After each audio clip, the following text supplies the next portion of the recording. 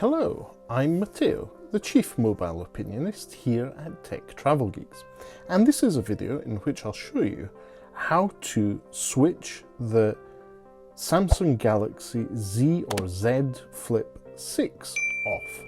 So you've got a shiny new phone, you really like it, but you can't figure out how to switch it off, and if you long press the power button, you get the Bixby button. That's a problem.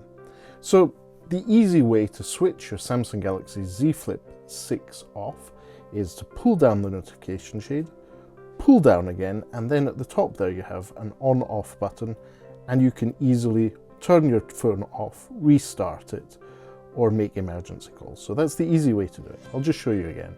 Pull down the notification shade, pull it down again, and press that power button at the top. That's it. It's as simple as that. If you'd like to know how to repurpose your power button to actually be an on-off switch, please do leave us a comment in the section below and we'll do a dedicated video about that. But that was the simple way to switch the Samsung Galaxy Z Flip 6 off from the Tech Travel Geeks.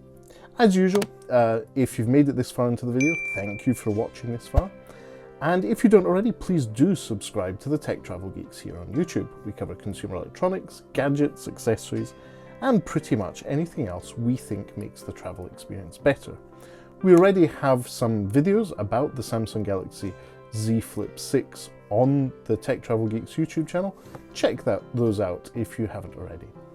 But anyway, thanks for watching and goodbye from me.